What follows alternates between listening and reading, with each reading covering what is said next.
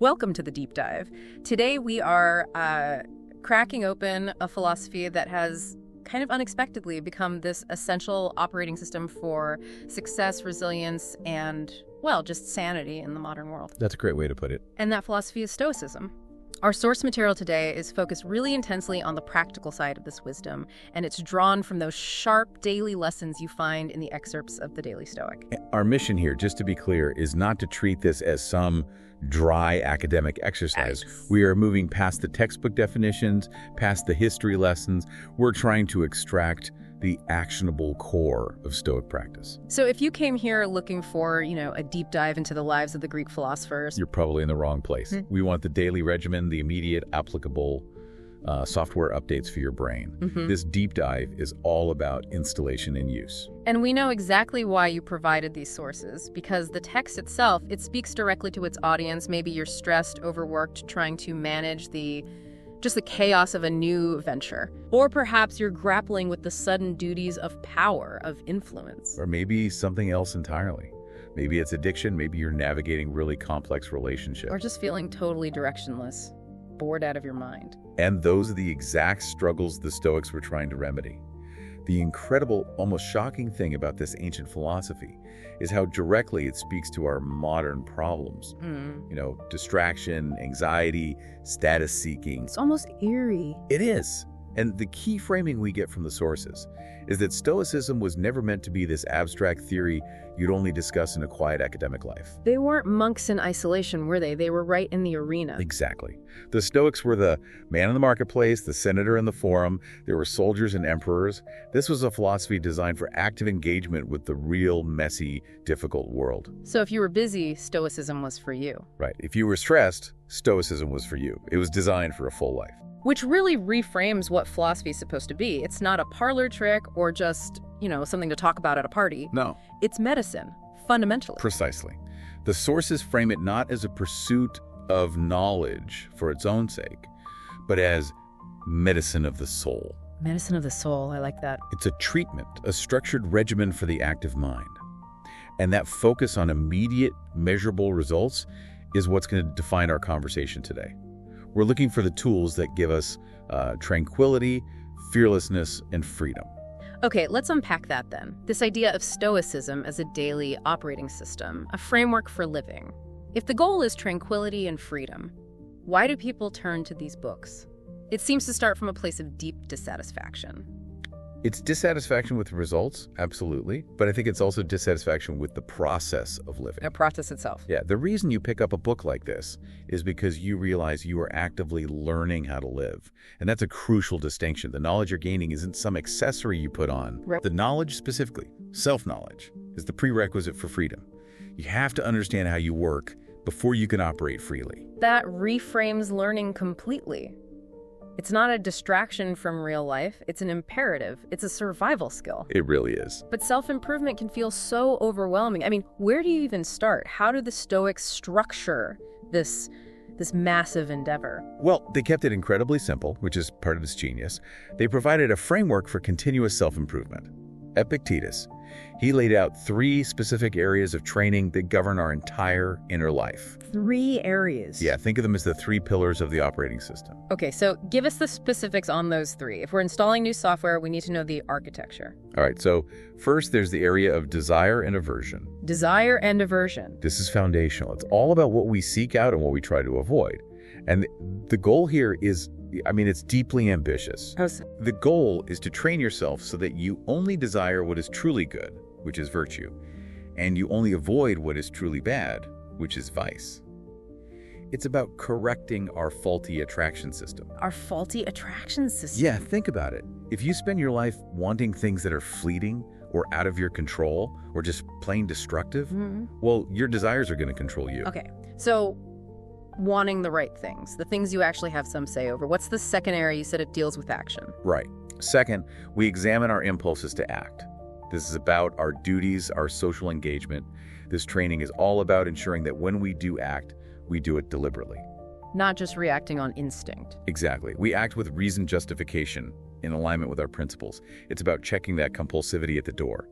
It's the difference between, say, lashing out in traffic and choosing a composed response. And the third one, you called it the master control switch. That's our judgment, assent and composure.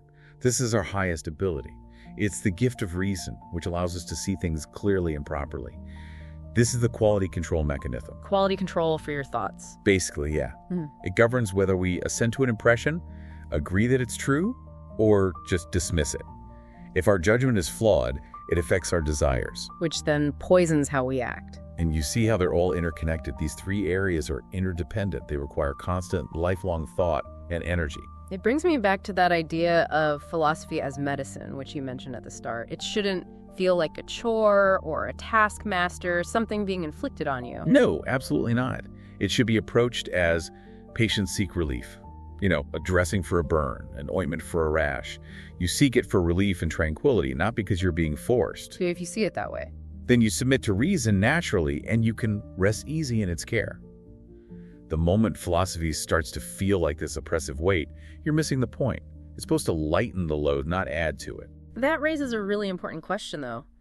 If this is serious medicine for the soul, how broadly does it apply? Is it something you do for an hour a day, or does it saturate your entire life? It has to saturate everything. Oh, sure. Seneca reminds us that philosophy is concerned with facts, not parlor tricks. So its scope is total. Total. It's what gives order to life, what shapes the soul, what guides our action. It's sitting at the rudder, steering us through all the uncertainty. And a huge part of that is realizing that well-being isn't achieved in some grand, sweeping philosophical breakthrough. It's the small stuff. It's the small steps. Yeah. It's the compounding effect of small, correct choices day after day. It's like daily interest accumulating in a spiritual bank account. That's a perfect way to think about it. And Musonius Rufus, he challenged people to move beyond just reading about it. He said, show us these things so we can see that you truly have learned from the philosophers. So where should we look for proof? In the most mundane places. Eating, drinking, getting dressed, marrying, political life, dealing with a headstrong brother or a difficult neighbor. The meaning of the philosophy is found in those everyday experiences. So it has to be embedded everywhere, not just for quiet moments of contemplation. If it's only for those quiet moments, it's not really a philosophy for living. It's a hobby. Okay, that provides a really strong foundation. If the philosophy has to be applied everywhere, universally, where does the daily work actually begin? What's the fundamental first step in getting this operating system installed so it doesn't immediately crash under the pressure of modern life? Well, the initial step is always one of definition and triage. We have to define the boundaries of our power, which brings us to the absolute core of the practice. This is the idea that, for me, completely revolutionized my understanding of Stoicism. Defining those boundaries. The Stoics simplified this down to one single profound practice that acts as an immediate filter for everything that happens to you. This is truly the core of it. It's the single most important practice in Stoic philosophy, as Epictetus put it. It's the act of ruthlessly, and I mean ruthlessly, differentiating between what we can change and what we can't. What we have influence over and what we don't. Exactly. It sounds so deceptively simple. But just look at the energy modern people spend fighting things they cannot control. We fight the past, we rage at systemic issues we can't immediately shift, we worry obsessively about outcomes we have no say in. We rage at immovable objects, and we waste our limited mental and emotional energy. The source gives that perfect example. A delayed flight because of the weather. Right. Yelling at the airline representative isn't going to stop the storm. Wishing isn't going to make you taller or make someone like you. All that emotional energy you spend hurling yourself at the unchangeable is just.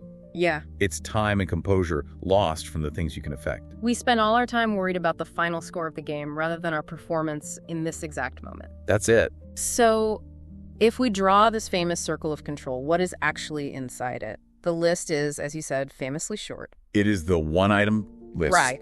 The circle of control contains just one thing. Your mind. That's it. Just my mind. Just your mind. Everything else, your body, your possessions, your family, your reputation, your health, your history, is ultimately external. Wait, I have to push back a little there. My body, my health, that feels very much inside my control. It feels that way, but is it? You could be struck by a sudden illness tomorrow. You could be thrown into prison. You could be in an accident. Those are externals. They are subject to fate, to chance, to other people. The only thing that is purely yours is how you respond to those things. That seems so radical to us today. We're taught to be masters of our destiny, to control our environment, our biometrics, our online reputation. And the Stoics are just saying, focus only on what you choose to think and how you choose to respond right now. And that extreme reduction in scope, that's what provides a distinct advantage. When you drastically reduce what you're concerned with, you gain this laser-like clarity and simplicity. While everyone else is burning out. Right. While others are exhausted trying to manage a mile-long list of externals they can't control, you're just managing the one thing you are truly and always responsible for. Which is your reasoned choices, your will, your judgment. That's it. But I do have to ask, how does a busy modern person reconcile focusing only on their mind when external duties, caring for children, running a business, meeting deadlines, all of that demands outward action and engagement? That is the beautiful nuance of the practice. The Stoics never, ever suggested apathy. They suggested a prioritization of energy. Okay. You still engage with the world? Absolutely. But your internal standard of success shifts. You act with diligence and wisdom, which is in your control, but you detach your happiness from the result, which is external. Can you give an example? Sure. A Stoic parent acts with love and wisdom, but accepts that their child's choices are ultimately the child's own. A Stoic entrepreneur works tirelessly on their product, but accepts that the market's reaction is not within their control. They focus on the quality of their effort, not the applause. That leads us right to the heart of Epictetus' teaching. Prohairesis. Reasoned choice. If our external circumstances don't matter for our happiness, then our internal capacity for choice has to be invincible. That is the anchor for the entire system. Your reasoned choice is the one thing that cannot be taken away from you. Completely. And the ultimate proof of concept for this is Epictetus himself, right? It is. He began life as a slave. His body, his livelihood were literally owned by another person. Yet he asserted that his capacity to choose how he interpreted that slavery, his inner freedom, that remained completely untouched. If a slave can be mentally free, anyone can. There are no excuses. None. Epictetus asks, who then is invincible? The one who cannot be upset by anything outside their reasoned choice. So if your mind is the only thing that's truly yours, then the only true lasting damage can come from misusing that mind, from choosing fear or rage or self-pity. I find that anecdote in the source about the seasoned professional handling the media so powerful here. They're under attack, but they just parry every blow with humor and poise. They choose not to flinch. They're demonstrating practical invincibility. That professional understands something critical. Reacting emotionally will only make the situation worse, which is always what the attacker wants. Right, they're playing their game. Exactly. The beauty of prohairesis is that it's always there, regardless of your physical reality, whether you're standing on a podium giving a keynote or you're confined to a hospital bed. Whether you're experiencing great adversity or great advantage, your freedom of internal choice is constant. And this framework, it ties directly into one of the most successful pieces of modern psychological wisdom, the Serenity Prayer, which is actually quoted in the source. It's pure Stoicism. It's about accepting the things you cannot change and having the courage to change the things you can, which are your choices and actions right now in the present moment. And that's how you affect the future. You can't undo yesterday's mistake. You can't undo the hurt someone caused you. But you can control the choices you make in this very moment. And that is the absolute core of Stoic control and the only real path to freedom. Okay, so if the only thing we control is our mind, the next logical step is mastering that inner space, creating that unconquerable fortress we hear so much about. Let's look at where distress actually comes from, because the Stoics are clear.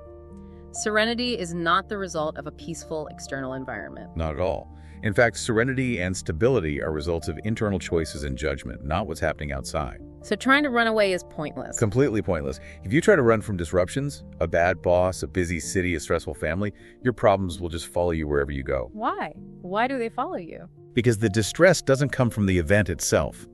It comes from our judgment of that event. True stability is only achieved by avoiding harmful and disruptive judgments. You take your flawed operating system with you no matter where you go. You do. And the sources also detail how the modern world is actively working to destabilize those judgments. It's trying to turn us into puppets. Puppets? How so? We are constantly under a sustained, sophisticated attack designed to hijack our reason and our impulse system. That sounds a little paranoid. Does it?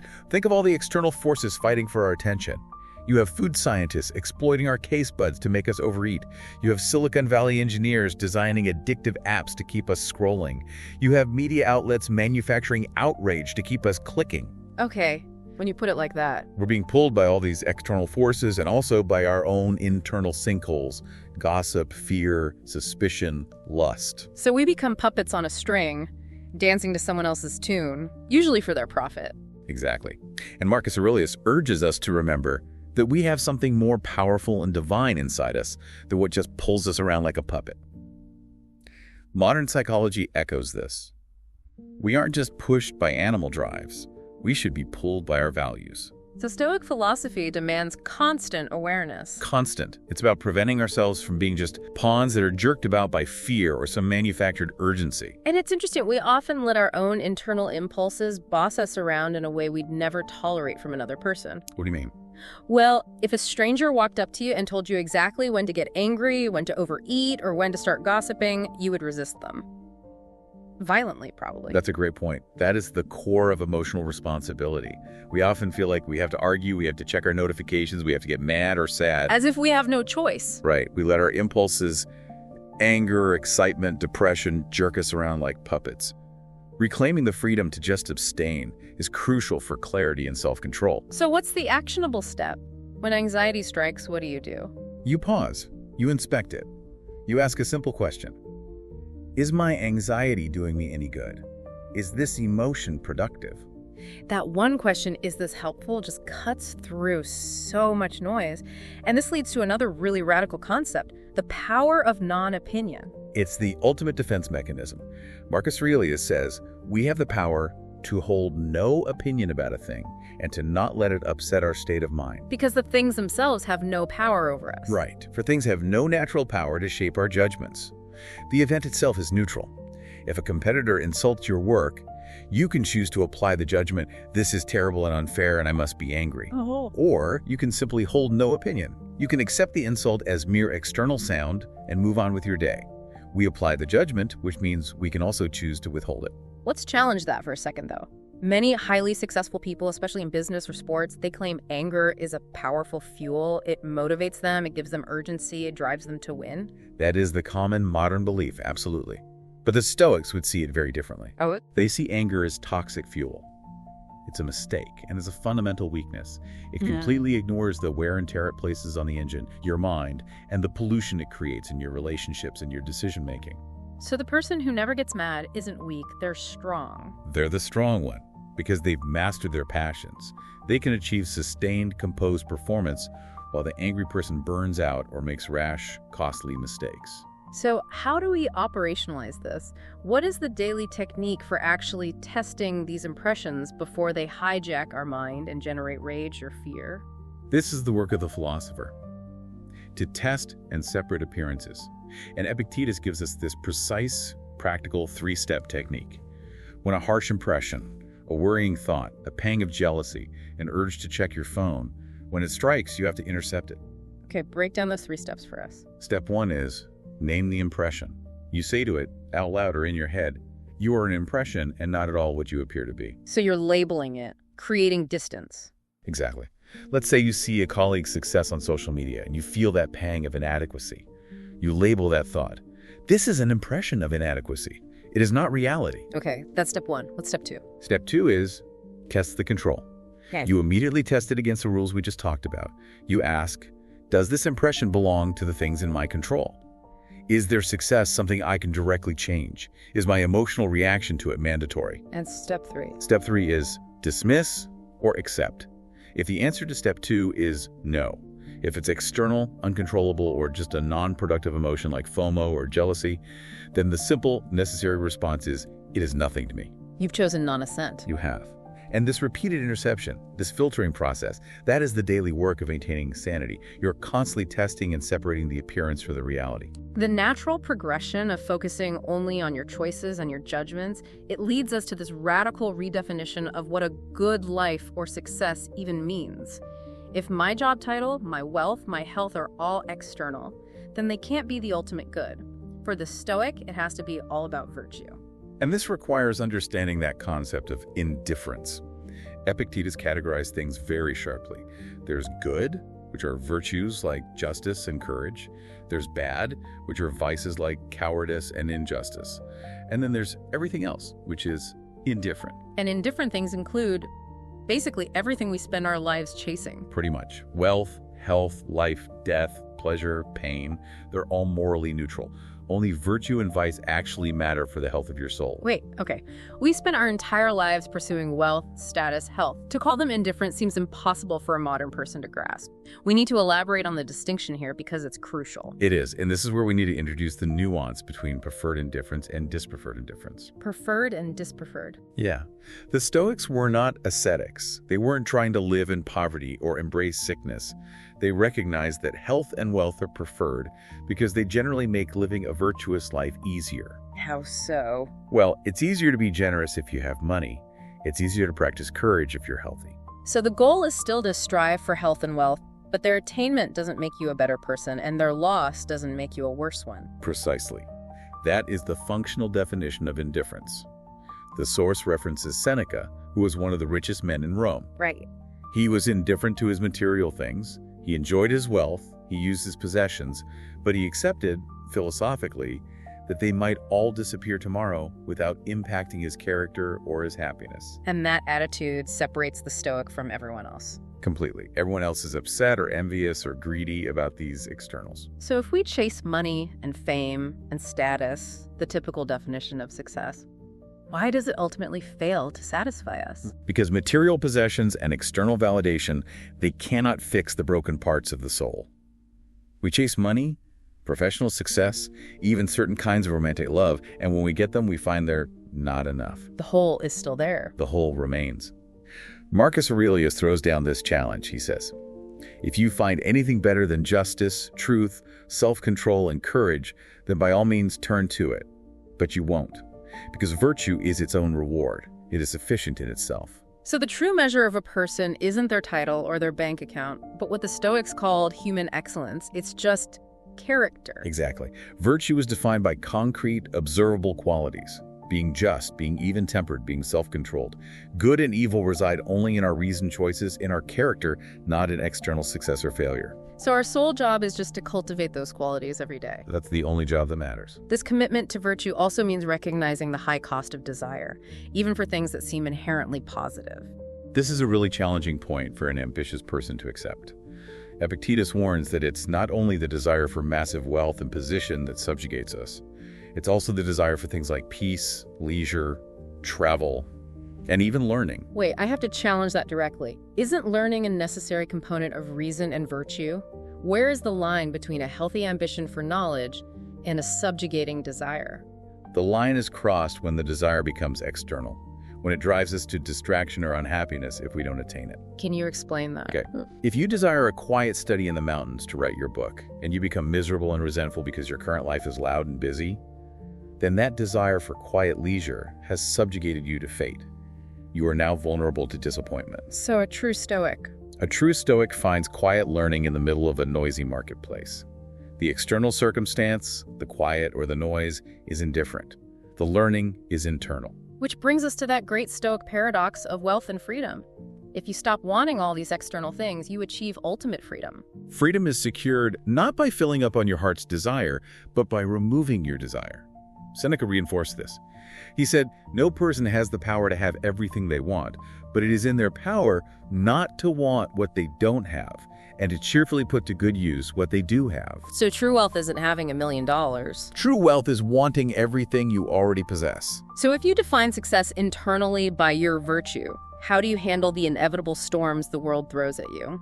Life isn't always fair. The universe is going to send real hardships that will test that internal fortress. The Stoic mindset dictates that life has to be framed not as a dance, but as wrestling. Wrestling, not dancing. Right. Dancing requires grace and flow, but wrestling requires constant hard training to meet and withstand sudden and unexpected attacks. We have to cultivate an indomitable will to prevail, because the unexpected, the difficult, that's just part of existence. That reframes every challenge, a business failure, a personal loss, a difficult coworker. It's not a punishment, it's a mandatory training session. That is the core of the sparring partner analogy. Difficulties are training matched to your strength. It's like a trainer matching an Olympian with a younger, tougher sparring partner. Adversity is necessary. Why is it necessary? Because it reveals a person's character. It allows us to gain a better understanding of our own capacity, our own inner strength. If your virtue is never tested, how do you know it's even real? So we don't wish for the misfortune itself. No. But we welcome the opportunity for virtue that it provides. That distinction is critical. It is the crucial moral distinction. Seneca articulated it beautifully. We don't desire war or illness. That would be absurd. But if war befalls us, we wish for the virtue, the bravery, the honor, the composure that makes those adversities bearable. The goal is to be ready and at home when difficulty knocks. Exactly. Not surprised like a late-night visitor who finds you unprepared and disheveled. Let's focus on the process then. When a genuinely terrible thing happens, an insurmountable logistical challenge, a health crisis, how does the rational Stoic mind prevent it from crushing them? The rational person has the power to convert any obstacle, any opposition, into the raw material for their own purpose. The raw material for their purpose. Yeah, think of a fire. A small fire is smothered by branch, but a raging fire consumes whatever's thrown on it. The rational mind uses everything as fuel. When you're overwhelmed by the big picture, the Stoic focuses on the process, on the details, on the present moment. So if I'm facing a huge professional setback, I don't lament the setback. I focus on the virtuous action I can take in the next hour. Yes. Making the necessary phone call with clarity. Drafting the difficult email with honesty. Absolutely. And the immediate, urgent rule when you're facing difficulty is simple. Don't make things worse. The first rule of Holes. Stop digging. Stop digging. Don't compound the problem by adding anger or self-pity or a negative emotional commentary. Just leave the circumstance as it is and then plan your way out. The emotional damage we inflict on ourselves often far outweighs the original external thing to happen. And this internal strength, this is what creates what the Stoics call the unconquerable fortress. That is the mind, freed from passions and relying only on rational judgments. It is the most secure place of refuge. External attacks cannot breach it unless it's betrayed from within by fear or greed. And this concept, it found its ultimate devastating modern proof in the experiences of people like Viktor Frankl. Absolutely. I mean, even when physically imprisoned in concentration camps, stripped of every single external possession, the individual retained the ability to determine what their suffering meant, to assert their own self-assurance and dignity. So the Stoic discipline ensures that while the body might suffer, the soul remains sovereign. The external might be painful, but the interpretation, the narrative, and the choice of response, that remains under your command, always. This all sounds fantastic in theory, but we have to bring it back to the daily grind. Philosophy isn't about reading the classics, it's about the doing. What does a day in the life of a developing Stoic actually look like? It starts with discipline, and often it's the discipline of subtraction. Seneca reminds us of the profound difficulty, but also the necessity of saying no.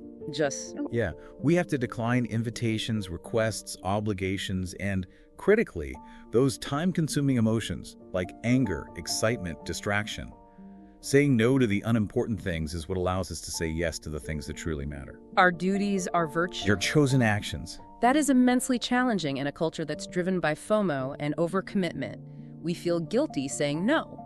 And that guilt is just another external judgment we have to test and dismiss. If you are serious about having agency over your time and your mind, you have to guard it fiercely. And the day should begin with a rigorous self-assessment to set the tone for that vigilance. Okay, so detail the Stoic morning ritual. What questions should we be asking ourselves before we engage with the chaos of the day? It's a structured reflection. You set your intention by asking, what am I lacking in attaining freedom from passion? What for tranquility? What duties do I owe? And you confirm your identity. Right. What am I? A rational being, a social being. This is intentional meditation. It helps you predict and pre-rehearse challenges. Then later, you reflect on how you did. How did I steer away from serenity today? What duties did I fail? This morning reflection sets the course. You know, when the world gets chaotic, people often seek an external retreat. A cabin, a vacation, a trip to the mountains to reset. Marcus Aurelius calls that the trait of a base person, seeking refuge in external places. That's harsh. It is, but his point is that the best, least busy retreat is in one's own soul, and you achieve that by ensuring your inner space is well ordered. We need to practice taking ourselves off into this internal retreat and being renewed. Peace isn't found in a quiet room. It's found in a composed mind. And for those of us struggling with bad habits, say chronic lateness, losing our temper, or just checking our phone too much, the sources offer a system for that. Yes, the chain method. This is all about momentum and tracking. If you don't wish to be a hothead, don't feed the habit. Track the days you haven't been angry. Track the days you haven't checked social media after 9 p.m. Make it a chain and refuse to break it. So habit is weakened and then obliterated. Through consistent non-engagement, yes. And we can also counteract the allure of immediate pleasure, like a compulsive snack or a quick rush of gossip, by comparing the momentary enjoyment to the subsequent regret and self-hatred you know you're going to feel later. But inevitably we fail. We lose our temper, we break the chain, we drift. What then? Is it all over? The Stoic response is so pragmatic and forgiving here. Marcus Aurelius says, it's possible to start living again. We can return and embrace our principles at any moment. What happened yesterday or 5 minutes ago is the past. We can reignite and restart whenever we like. So the error isn't in the stumble. The error is in refusing to get back up. Okay, so summing all this up, what is the ultimate payoff for all this effort? The 3 areas of training, the discipline of no, the constant reflection. The end goal is the daily work needed to produce tranquility, fearlessness, and freedom. The ultimate definition of success, according to Marcus, is just simple. Your purpose is to be a good human being. That's the highest aim. And it is entirely within your control. This has been a truly comprehensive breakdown of the Stoic operating system, a practical regimen for living a good life in a chaotic world. To synthesize the core lesson, Stoic discipline provides total self-mastery by focusing all of your energy exclusively on your mind and its reasoned choices. This control over our inner life, our judgments, our desires, our impulses, is the true antidote to modern stress, to distraction, and to all the manufactured chaos of externals. You may feel like you have spent years, maybe even decades, taking the long way around to find happiness or freedom or respect, searching for it externally. And Marcus Aurelius reminds us that you could enjoy this very moment, all the things you're praying to reach, by taking the long way around, if you'd stop depriving yourself of them. So happiness and freedom aren't external rewards. They're not. They are immediately accessible through our choices and our reason, provided we stop desiring what we don't have and we start using what we already possess. Our mind. Our time is short, and the philosopher's task is not to read perpetually, but to act. Seneca urged that the words become works. We have the knowledge, now we have to put the books and the notes aside. The source material ends with a final, bracing challenge from Marcus Aurelius.